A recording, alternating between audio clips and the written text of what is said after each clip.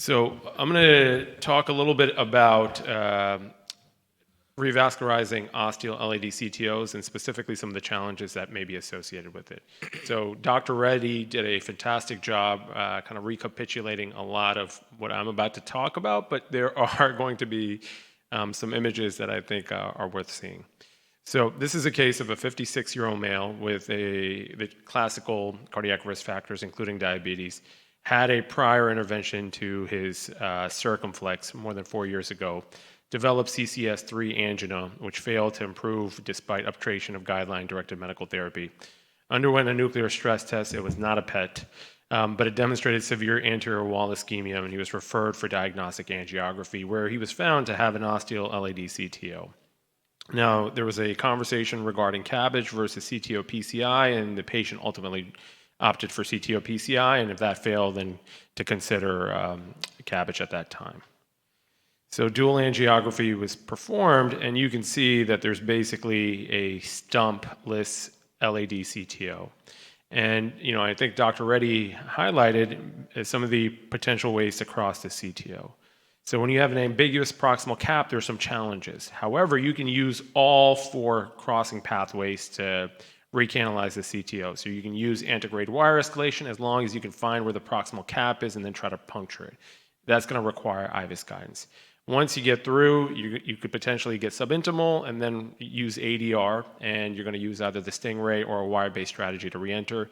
Usually in the LAD, you want to use a dedicated device and not a wire-based strategy because it can be unpredictable where it's going to re-enter, and you can shear off septals and diagonals. You can go retrograde. If you can't figure out where the actual cap is, you can go ahead and try to use septals retrograde from the RPDA into the LAD and then try to cross that way. And if you get subintimal, you can try to use reverse cart. Now, some of the unique challenges to osteal CTOs, specifically LAD osteal CTOs. These are the antegrade problems. One, your proximal cap can be fairly ambiguous, and this is where IVUS obviously is very helpful. 2, sometimes you don't have enough running room to allow for penetration, which becomes problematic. And 3, again, just as I mentioned, you can lose branches when you start getting subintimal. You also have retrograde problems. So when you go retrograde via RPDA to septals, it's actually much harder to cross based on the fact that you have to go at the base of the heart and then shift your wires upwards. It's much easier to go downwards from the septal into the RPDA. And then one of the main issues is that if you get subintimal from the LAD into the left main and you stent it, then the problem is you could lose the circ, or if you have a ramus. So that's probably going to be the most challenging, most problematic thing. And then obviously you have non-CTO issues as well. You can have concomitant left main disease or proximal circ disease. As we sort of showed earlier, if you have osteal LAD disease, there's a potential likelihood you're probably going to have some left main disease as well. So for this case, IVUS-guided cap puncture was performed, where you have a short-tipped eagle eye basically looking at where the actual proximal cap is. And you see it kind of coming in at the 9 to 11 o'clock position, and that's basically where we're going to try to use our penetration power and make sure that we get into that area. So using IVUS, you see it on the left. This is basically a catheter that's down into the circumflex, and it's basically kind of showing our wire, and our wire is now going into the body of the CTO, and it looks like it's probably in the true lumen. And ultimately, that was what was confirmed. And then PCI was done, kind of the standard approach. And so this is the final result. So a fantastic result. There's diffuse disease downstream that we're not going to chase. So when it comes to osteal LAD CTO PCI, the best data actually comes from this registry. It comes from Japan, where there's around 270 patients with osteal LAD CTOs. And what they found is if you had even just a millimeter or 2 of a proximal cap in the osteal LAD CTO, then the likelihood of success was much higher. And on top of that, it was much easier to cross within 30 minutes. But if you didn't, it became much more challenging. Now I want to switch over to a case by one of our Canadian colleagues, Dr. Sandra Kalra, who I think you may all know. This is a little bit of a cautionary tale about what can go awry when you performed LAD osteal CTOs.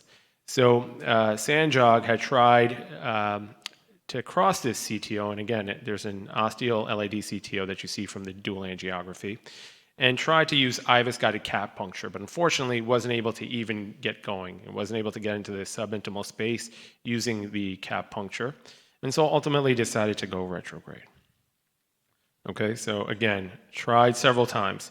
Now, I want you to just memorize the actual vessels here. You see the left main, you see the circumflex, you also see that there's a ramus, and potentially a branch off of that as well. And so he then went retrograde and went from, again, the PDA to the septals. And you see the wiring that's sort of taking place. And you see it take this kind of circuitous route, but it ultimately goes, and that's the wire going from the RPDA to the septals. And now he gets to the proximal cap, okay? And is unable to puncture. So you see the wire that's in the RPDA septals, and it's now in the LAD, but he can't puncture into the left main and can't get past the proximal cap. So what do you do next? So he then says, well, I have a wire in the retrograde position. It can be a marker to where I need to go antegrade. So let me start doing that. And he uses more hydrophilic wires and then wires with more penetration power, but ultimately is unsuccessful. So the plan was to use an angled microcatheter and see if maybe you can get better coaxial alignment and then be able to puncture that way. Now, while he was calling for the microcatheter, he said, well, why don't I loosen up the cap by doing a retrograde contrast injection. It's called a Carlino. It's a technique that's used to soften up caps, where you can use a medallion syringe and inject contrast at high power and potentially loosen up the cap. Now, the problem with that is when you inject retrograde from that area, you start to see this sort of staining that sort of takes place. And ultimately, it looks like there's potentially a dissection. So I think Gary showed a left main dissection case, but I think that you're about to see something that's actually more profound here.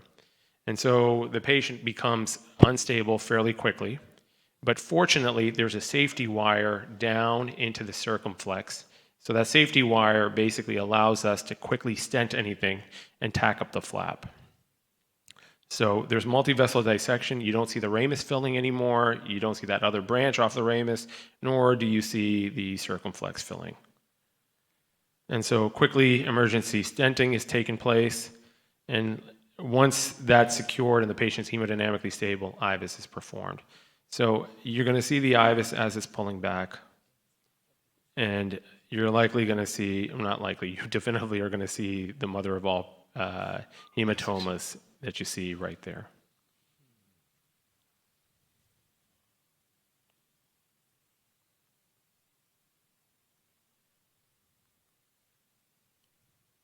All right, so again, just in the interest of time, here's what you see, and you can kind of see the the hematoma right here in the left main, and right here in the distal left main. So the other problem is that when you do IVUS, and for some reason I can't get this to play, but ultimately what ends up happening is that there's a hematoma also at the carina of where the ramus is. So this becomes a little bit more challenging, but fortunately, I think my presentation just froze. We'll just go to the slide after that. But essentially what ends up happening is that he has to then re-stent the ramus, does it in a culotte fashion, and then is able to restore flow to it as well. So I'll just go to my final slide. And so ultimately, dissections with osteal LAD CTO PCI are fortunately frequent, but obviously something to be very cognizant of. Again, in that analysis that I showed from Japan, which was also published in the Canadian Journal of Cardiology, by the way, it shows that about 5% of cases when you undergo osteal LAD CTO PCI can have dissections. So in conclusion, unique anatomic challenges to the LAD CTO PCI, particularly if stumpless. Utilize IVUS to puncture the proximal cap and attempt IVUS guidance with stumpless CTOs. Always have a safety wire from the left main into the circ. And when all else fails, LEMAs also tend to work fairly well. Thank you so much.